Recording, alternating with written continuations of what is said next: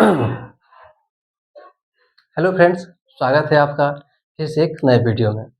दोस्तों, आज हम लोग कॉन्स्टिट्यूशन के सीरीज में चले हैं, संविधान की अनुसूची तक चले हैं। दोस्तों, क्या है कि इससे पहले 3-4 चैप्टर है, पढ़ा दिया गया है। अगर आप उसको नहीं पढ़े हैं, तो उसको पहले सबसे पहले आप पढ़ें, उसके बाद ही इस क्लास को ही देखें। चलिए अब स्टार्ट करते हैं हम भारतीय संविधान की अनुसूची। इसको स्टार्ट करने से पहले थोड़ा-सा हमको यह जानकारी लेना पड़ेगा कि यहाँ से प्रश्न बनता है या नहीं बनता है। तो दोस्तों, यहाँ से प्रश्न आपका बनता है। प्रश्न यहाँ पर आपका ऑब्जेक्टिव भी बनाया जाता है, यहाँ से सब्जेक्टिव भी बनाया जाता है, शॉर्ट प्रश्न बनाए जाते हैं। लेकिन 12th के एग्ज़ाम में अगर बात करें हम, तो यहाँ पर लॉन्ग प्रश्न ज़्यादातर नहीं देखने को मिलेगा। सिर्फ़ और सिर्फ़ यहाँ पर ज़्यादा है आपको ऑब्जेक्टिव प्रश्न है देखने को मिलेगा और शॉर्ट प्रश्न देखने को मिलेगा। जब आप 12th पास कर जाइएगा, तो उसके पश्चात आप ग्रेजुएशन में जाते हैं, तो ग्रेजुएशन में आपका संविधान के अनुसूची से आपका एक प्रश्न लॉन्ग प्रश्न बनाया जाता है। लेकिन फिलहाल यहाँ पर आपका काम नहीं है यहाँ पर लॉन्ग प्रश्न में, ठीक है? ज़्यादातर यहाँ पर आपका ऑब्जेक्टिव प्रश्न देखने को मिलेगा। देखिए दोस्तों, बिहार बोर्ड में अभी यहाँ पर 2-4 साल से यहाँ पर प्रचलन में चल रहा है कि 100 प्रश्न यहाँ पर ऑब्जेक्टिव होता है। 100 प्रश्न ऑब्जेक्टिव होता है, जिसमें से आपका 50 प्रश्न बनाना होता है। तो इसमें सबसे ज़्यादा अगर वेटेज हम देखें यहाँ पर 100 प्रश्न में, तो आपका है कॉन्स्टिट्यूशन होता है। और हम पहले भी इसको स्टार्ट किए थे, तो पहले बोल दिए थे क्या कि पॉलिटिकल साइंस में नंबर उठाने के लिए आपको है सबसे ज़्यादा प्राथमिकता देना है कॉन्स्टिट्यूशन को देना है। क्योंकि आप 2021 से लेकर के 25 तक हम यहाँ पर चले आए हैं। आप सभी ईयर का देख लीजिए क्वेश्चन बैंक को, उसमें सबसे ज़्यादा जो यहाँ पर ऑब्जेक्टिव प्रश्न होगा, आपका कॉन्स्टिट्यूशन वाले पार्ट से होगा। और हम यह भी बोले थे जब स्टार्ट किए थे कॉन्स्टिट्यूशन कि यहाँ पर लगभग 30 से 32 चैप्टर आपको पढ़ना है कॉन्स्टिट्यूशन में, और उसके बाद इसको पढ़ लेते हैं तो बहुत अच्छा खासा मार्क्स आप उठा पाएँगे कॉन्स्टिट्यूशन में, पॉलिटिकल साइंस में उठा पाएँगे। इसके बाद हम यहाँ पर आपको बुक का पोर्शन है उसको पढ़ाएँगे। इसमें है शॉर्ट प्रश्न को पहले हम लेंगे, उसके बाद लॉन्ग प्रश्न को हम बाद में लेंगे।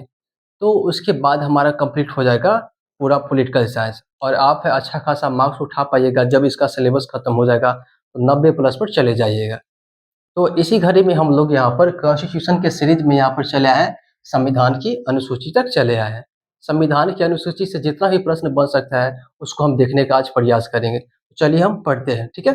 देखिए दोस्तों, जब हम यहाँ पर पढ़े थे संविधान सभा, तो संविधान सभा जब पढ़ रहे थे, तो वहाँ पर लास्ट में देखे थे क्या कि जब संविधान बन कर के तैयार हुआ था, तो उस समय यहाँ पर टोटल मूल संविधान में अनुसूचियों की संख्या कितना था? 8 था। कितना था? 8 था।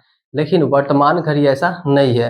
अब ये 1949-50 की बात था, जिस समय 8 था, लेकिन अभी वर्तमान स्थिति कब की है? 2025 की है। तो अब 8 से बढ़ कर के यहाँ पर 12 हो गया है, और भविष्य में आने वाले समय में और भी बढ़ सकता है, ठीक है? बढ़ सकता है। तो हम 12 अनुसूची को हम पढ़ेंगे, ठीक है? चलिए पढ़ते हैं। सबसे पहला अनुसूची, प्रथम अनुसूची, प्रथम अनुसूची। इसमें आपका वर्णन मिलता है भारत भारत के राज्य और उसके केंद्र शासित प्रदेश। केंद्र शासित प्रदेश का वर्णन इसमें किया गया है। दोस्तों देखिए यहाँ पर प्रथम अनुसूची में किसका वर्णन मिलता है? भारत के राज्य और उसके केंद्र शासित प्रदेश का वर्णन मिलता है। देखिए दोस्तों, आपका जहाँ पर भी भाग 1 दिख जाएगा, जहाँ पर भी अनुच्छेद 1 दिख जाएगा, और जहाँ पर भी अनुसूची 1 दिख जाएगा, तो उन सभी जगह पर भारत के राज्य और उसके केंद्र शासित प्रदेश का वर्णन मिलेगा। क्यों? क्योंकि जहाँ-जहाँ अध्याय 1 होगा, तो सबसे पहले किसका वर्णन किएगा? भारत के राज्य और उसके केंद्र शासित प्रदेश, इसलिए क्योंकि ये किसका संविधान है? भारत का संविधान है। और भारत का संविधान है, तो सबसे पहले भारत अपने संबंध में जानकारी देगा। या क्या है कि ये भारत राज्य है, भारत में बहुत सारे राज्य है, उसके बाद इसमें बहुत सारे केंद्र शासित प्रदेश है, जो कि मतलब क्या है? सभी का समूह है। भारत एक राज्यों का एक समूह है, यूनियन है, ठीक है? यह है। तो प्रथम अनुसूची में किसका वर्णन मिलता है? भारत के राज्य और उसके केंद्र शासित प्रदेश का वर्णन किया गया है। अब आगे हम बढ़ेंगे, दूसरा अनुसूची हम लेंगे अब। दूसरा अनुसूची, दूसरा अनुसूची में आपका वर्णन मिलता है वरिष्ठ पदाधिकारियों पदाधिकारियों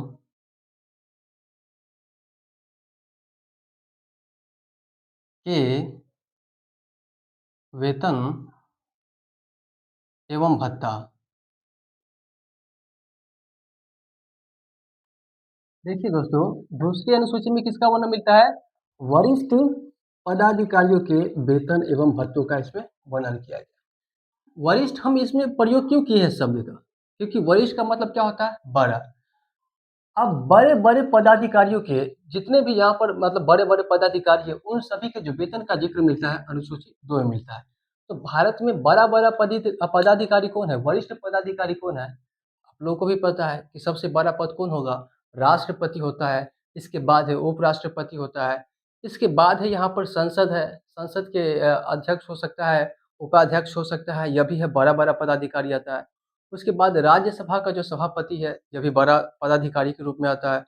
उसके बाद सर्वोच्च न्यायालय के मुख्य न्यायाधीश हो गया, वरिष्ठ न्यायाधीश हो गया, उसके बाद आप ले सकते हैं यहाँ पर वित्त आयोग ले सकते हैं, ठीक है? कैग ले सकते हैं, उसके बाद यहाँ पर ले सकते हैं आरबीआई के गवर्नर जनरल को ले सकते हैं। यह सब जो अधिकारी होता है ना, वरिष्ठ पदाधिकारी होता है और इन सभी पदाधिकारियों के वेतन के संबंध में जो चर्चा किया गया है, दूसरा अनुसूची में चर्चा किया गया है, दूसरी अनुसूची में चर्चा किया गया है। तो आप लोगों से पूछेगा कि दूसरी अनुसूची में किसका वर्णन मिलता है? तो वरिष्ठ पदाधिकारियों के वेतन एवं भत्तों का वर्णन मिलता है। बड़े-बड़े पदाधिकारियों के वेतन एवं भत्तों का वर्णन मिलता है। चलिए अब हम तीसरी अनुसूची पर अब चलेंगे हम लोग। तीसरा अनुसूची,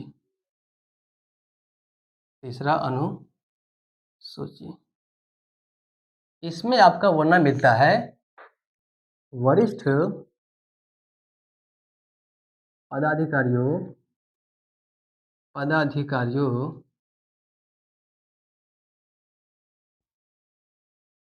के शपथ का वर्णन इसमें किया गया है। तीसरी अनुसूची में किसका वर्णन है? तो वरिष्ठ पदाधिकारियों के शपथ, यानी यहाँ पर जो भी यहाँ पर बड़ा-बड़ा हम पदाधिकारी के नाम लिए हैं, जैसे में हम नाम लिए हैं राष्ट्रपति, उपराष्ट्रपति, संसद, संसद के अध्यक्ष, उपाध्यक्ष, सर्वोच्च न्यायालय के मुख्य न्यायाधीश, वरिष्ठ न्यायाधीश, आरबीआई के गवर्नर जनरल, इन सभी के संबंध में हम बात किए थे, ठीक है इसमें। उसके बाद राज्यसभा का सभापति, ये सब है। तो यह सब जितने भी वरिष्ठ पदाधिकारी हैं, इन सभी के शपथ के संबंध में जो जानकारी मिलता है या वर्णन मिलता है किस अनुसूची में? तो तीसरी अनुसूची में इसका वर्णन किया गया है, तीसरी अनुसूची में। लेकिन यहाँ पर नोट में यहाँ पर याद रखना है आप लोगों को कि वरिष्ठ पदाधिकारियों के शपथ का तो वर्णन मिलता है तीसरी अनुसूची में, लेकिन राष्ट्रपति और उपराष्ट्रपति उपराष्ट्रपति के शपथ का वर्णन इसमें नहीं मिलता है, नहीं मिलता है दोस्तों, ठीक है? ठीक है। अब हम आगे बढ़ेंगे, अब चौथी अनुसूची पर चलेंगे। चौथा अनुसूची।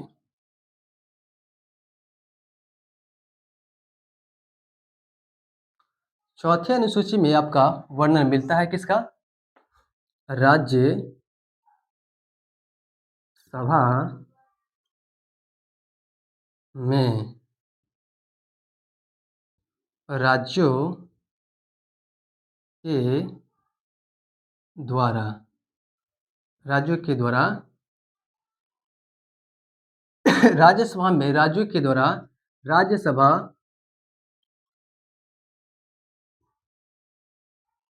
सदस्य भेजने की प्रक्रिया का वर्णन।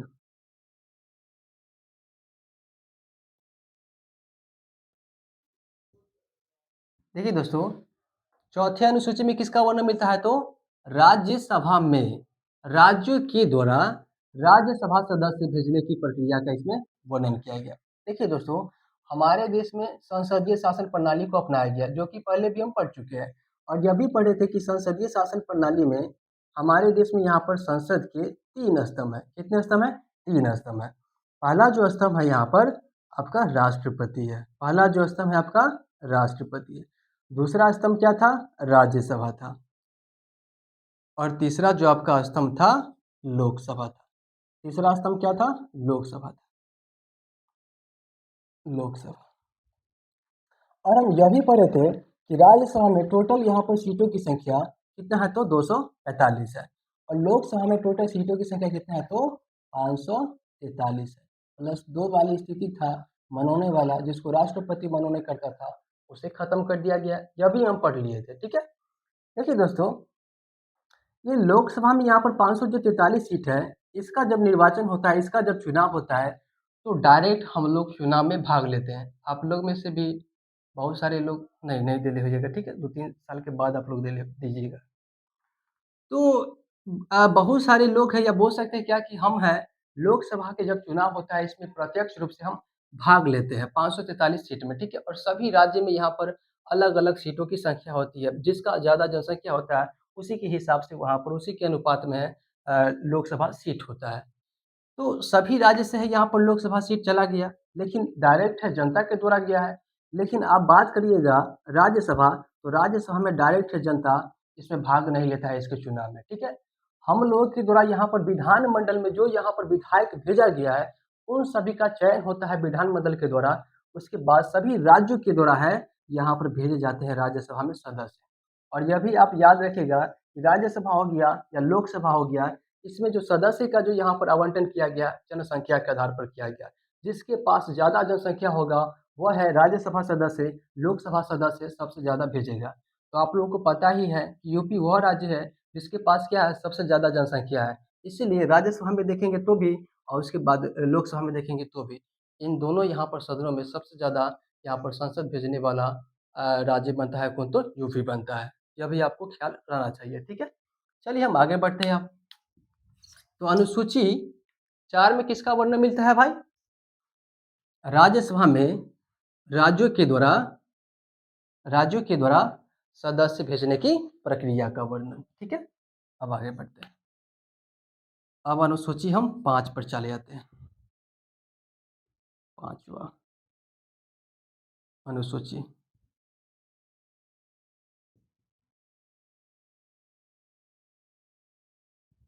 दोस्तों 1 मिनट रुक जाइएगा थोड़ा सा।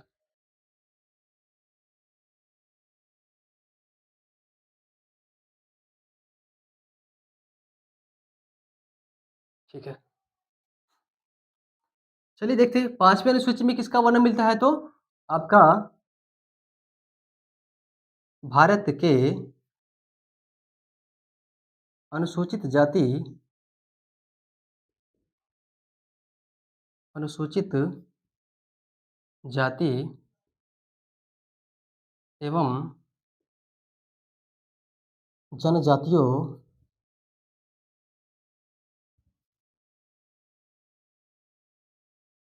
के प्रशासन एवं विशेषाधिकार विशेषाधिकार का वर्णन वर्णन इसमें मिलता है। देखिए दोस्तों, 5वीं अनुसूची में किसका वर्णन मिलता है? भारत की अनुसूचित जाति एवं जनजातियों के विशेषाधिकार एवं प्रशासन का इसमें वर्णन किया गया। देखिए दोस्तों, हमारे देश में क्या है? अनुसूचित जाति है और जनजाति है, जो कि क्या है, समाज में बहुत ज़्यादा मतलब पिछड़ा है। तो इसके लिए है अलग से यहाँ पर व्यवस्था किया गया है। तो इसी के संबंध में यहाँ पर क्या है, 5वां अनुसूची बनाया गया। और 5वीं अनुसूची में क्या कहा गया? भारत के जितने भी अनुसूचित जातीय क्षेत्र है, जनजातीय क्षेत्र है, उनके लिए अलग से यहाँ पर विशेष प्रावधान होगा, अलग से विशेष यहाँ पर व्यवस्था होगा, विशेषाधिकार होगा। ठीक है? यह याद रखना है। तो 5वीं अनुसूची में भारत के अनुसूचित जाति एवं जनजातियों के प्रशासन एवं विशेषाधिकार का इसमें वर्णन किया गया है। अब आगे बढ़ते हैं हम 6ठा अनुसूची। छठा अनुसूची।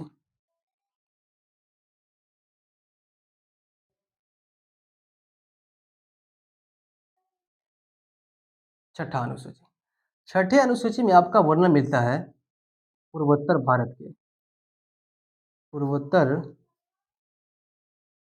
भारत के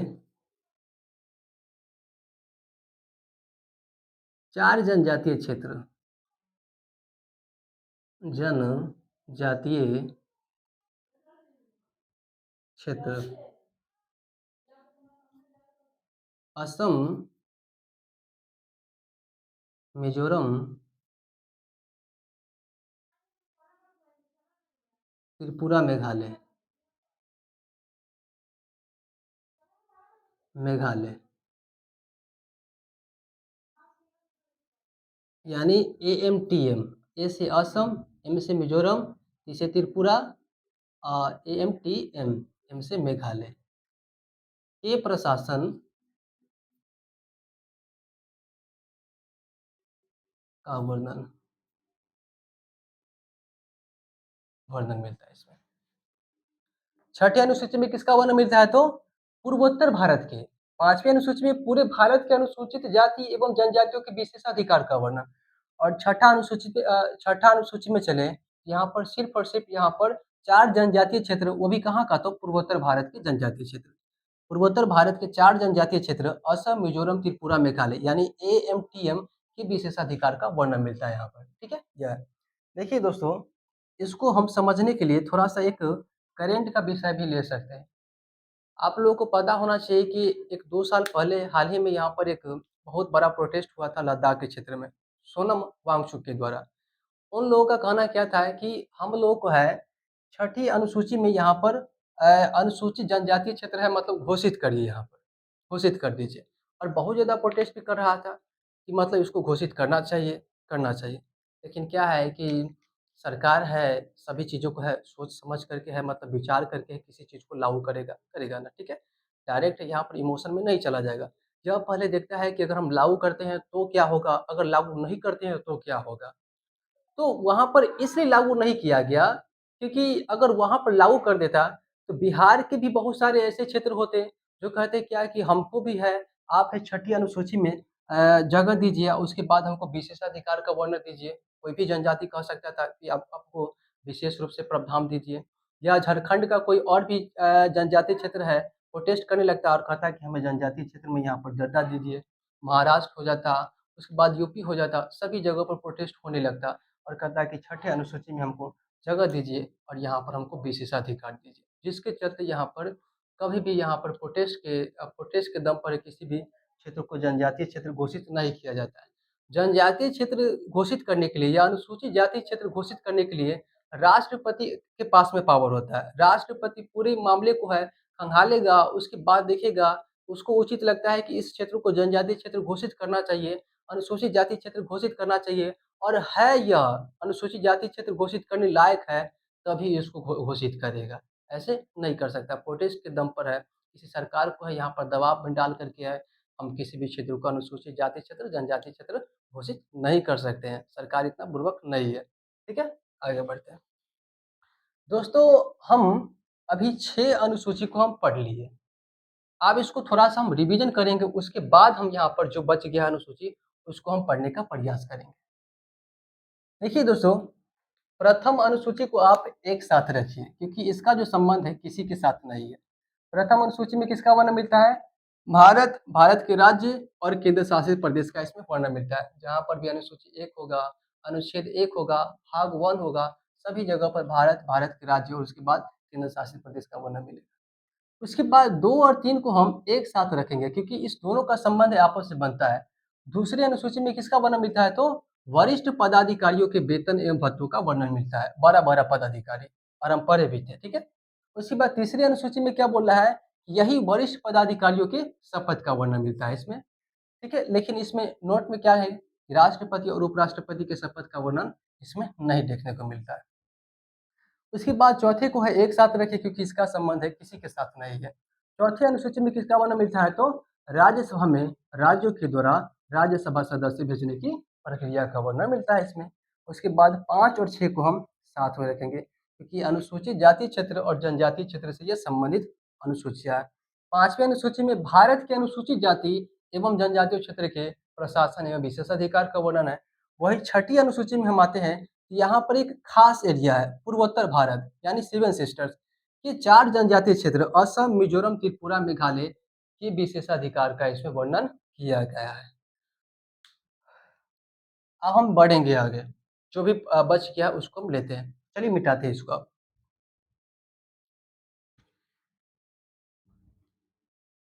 दोस्तों इसको है आप स्क्रीनशॉट ले लें या इसका वीडियो को रोक करके है इसको लिख सकते हैं। थोड़ा-सा हम रुक भी गए हैं।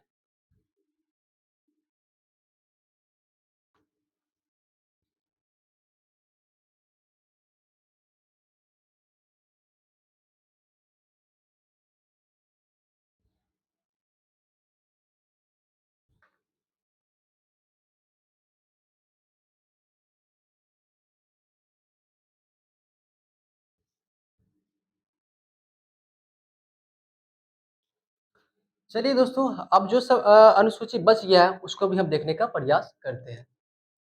अब हम 7वीं अनुसूची पर आते हैं। 7वीं अनुसूची। 7वीं अनुसूची।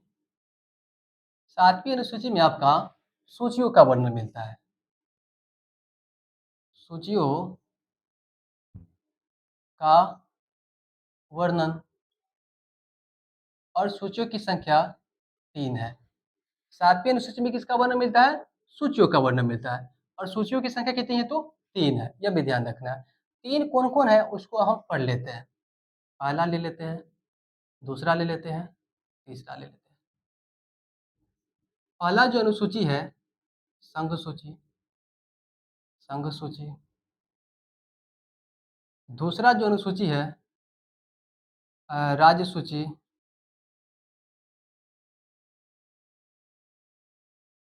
और तीसरा जो सूची है समवर्ती सूची।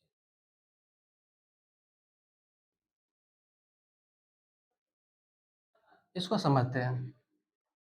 7वीं अनुसूची में किसका वर्णन? सूचियों का वर्णन। सूचियों की संख्या कितना है? 3 है। पहला क्या है? संघ सूची, दूसरा क्या है? राज्य सूची, तीसरा क्या है? समवर्ती सूची। समवर्ती सूची, ठीक है। अब देखिए यहाँ पर दोस्तों, संघ सूची में वर्णन मिलता है यहाँ पर सॉरी, संघ सूची पर जो नियंत्रण होता है ना आपका केंद्र का होता है और राज्य सूची पर जो नियंत्रण होता है आपका राज्य का होता है और समवर्ती सूची पर जो नियंत्रण होता है आपका केंद्र और राज्य दोनों का होता है। यानी संघ सूची है ना, इस पर कानून है सिर्फ और सिर्फ केंद्र बना सकता है और राज्य सूची पर कानून है सिर्फ और सिर्फ राज्य बना सकता है और समवर्ती सूची पर कानून है सिर्फ और सिर्फ सॉरी, ये दोनों मिलकर के बना सकता है, केंद्र भी बना सकता है और राज्य भी बना सकते हैं। चलिए हम देखते हैं कि वह कौन-कौन सा क्षेत्र है, कितने क्षेत्र है जिस पर है केंद्र कानून बना सकता है, ठीक है? तो चलिए पढ़ते हैं। संघ सूची में मूल संविधान में मूल संविधान। मूल संविधान कहने का मतलब क्या है कि जब संविधान लागू किया गया था उस समय की बात कर रही है। जब भी मूल संविधान बोलेगा तो समझ जाइए कि जब संविधान लागू किया गया उस समय की बात चल रही है। तो इसमें 97 विषय था मूल संविधान में और राज्य सूची में आपका 66 विषय था, समवर्ती सूची में आपका 47 विषय था। लेकिन मूल संविधान की बात है। अब वर्तमान में यह ऐसा नहीं है। वर्तमान की अगर बात करें तो संघ सूची में आपका विषय की संख्या 3 बढ़ गया है और यह हो गया है 100 और राज्य सूची में विषय की संख्या घट गया है और यह हो गया है 61 और समवर्ती सूची में यहाँ पर बढ़ करके 47 से कितना हो गया तो 52 हो गया। यह भी आपको ध्यान में रखना है, ठीक है? इसको थोड़ा-सा एक बार हम रिकॉल कर लेते हैं। 7वीं अनुसूची में किसका वर्णन? सूचियों का वर्णन। सूचियों की संख्या कितना है? 3 है। कौन-कौन सा है? संघ सूची, राज्य सूची, समवर्ती सूची। संघ सूची पर अधिकार किसका होता है? केंद्र का। राज्य सूची पर अधिकार किसका होता है? राज्य का। समवर्ती सूची पर अधिकार किसका होता है? केंद्र और राज्य दोनों का होता है। संघ सूची में जब संविधान लागू किया गया, मूल संविधान में कितने विषय था? 97 था। राज्य सूची में मूल संविधान में कितने विषय था? 66 था। उसके बाद समवर्ती सूची में कितना विषय था तो 47 था। लेकिन ये मूल संविधान की बात है। वर्तमान में चले तो संघ सूची में अभी विषय की संख्या कितना है? 100 है, यानी 100 ऐसे क्षेत्र है जिस पर है कानून बनाता है संघ। और राज्य सूची के पास कितना विषय है? तो 61 है। और समवर्ती सूची के पास कितना है? तो 62 है वर्तमान में। ये 7वां अनुसूची भी हो गया। अब 8वें अनुसूची पर हम आते हैं।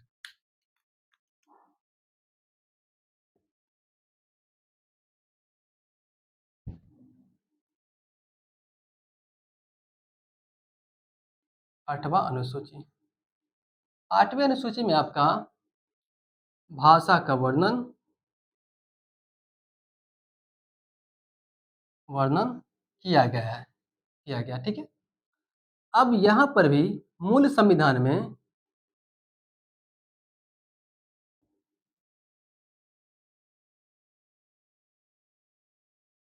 टोटल 14 भाषा था जिसको मान्यता दिया गया था संविधान के द्वारा। हम पढ़ेंगे, आगे पढ़ेंगे कौन-कौन सा भाषा है जिसको मान्यता दिया गया है। लेकिन क्या है, संविधान संशोधन हुआ और 4 बढ़ा और यह हो गया 18। कितना हो गया? 18 हो गया, 18 हो गया। लेकिन फिर है 18 में यहाँ पर 4 भाषा हाल ही में जोड़ा गया है, बोडो, डोगरी, मैथिली, संथाली, और उसके बाद यह हो गया कितना? 22 हो गया है। तो वर्तमान में कितना भाषा है? 22। यह भी आपको ध्यान में रखना है। 8वीं अनुसूची में किसका वर्णन? भाषा का वर्णन। मूल संविधान में कितना भाषा था जिसको मान्यता दिया गया था? 14। इसके बाद कितना बढ़ा? 4 बढ़ा, तो कितना हो गया? 18 हो गया। उसके बाद 18 में कितना जुड़ा? 4 जुड़ा, बोडो, डोगरी, मैथिली, संथाली, और ये हो गया कितना? 22 हो गया। चलिए दोस्तों, हम 8 अनुसूची तक पढ़ लिए। हम संविधान सभा जब पढ़ रहे थे तो उस समय यहाँ पर क्या देखे थे कि जब संविधान लागू किया गया था तो उस समय टोटल अनुसूचियों की संख्या कितना था? तो 8 था। लेकिन अभी कितना हो गया है? 12 हो गया वर्तमान घड़ी में। तो कोई भी व्यवस्था को या संविधान में कुछ चीज़ जोड़ा जाता है या घटाया जाता है तो संविधान संशोधन के तहत जोड़ा जाता है। संविधान संशोधन के तहत यहाँ पर 4 अनुसूचियों को जोड़ा गया है और ये अभी वर्तमान में कितना हो गया है? 12 हो गया है। इसको हम पढ़ते हैं, यहाँ एक चार्ट बनाएँगे, इसके बाद हम इसको समझने का प्रयास करेंगे और यहाँ से खूब बड़े पैमाने पर है आपका प्रश्न देखने को मिलेगा। इसको मिटाएँगे आप। इसको स्क्रीनशॉट ले लें या वीडियो को रोक करके है इसको लिख लें।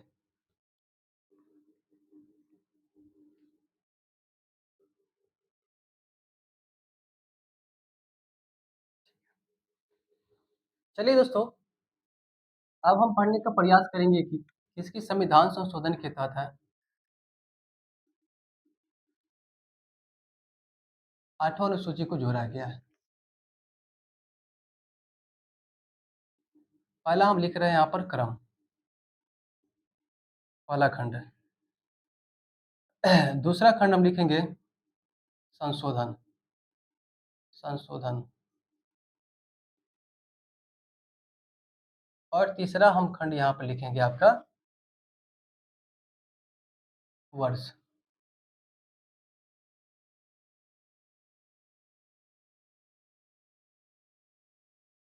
और चौथा खंड हम लिखेंगे आपका क्या है।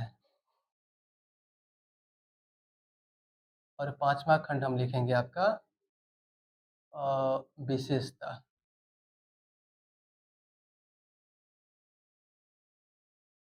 विशेषता।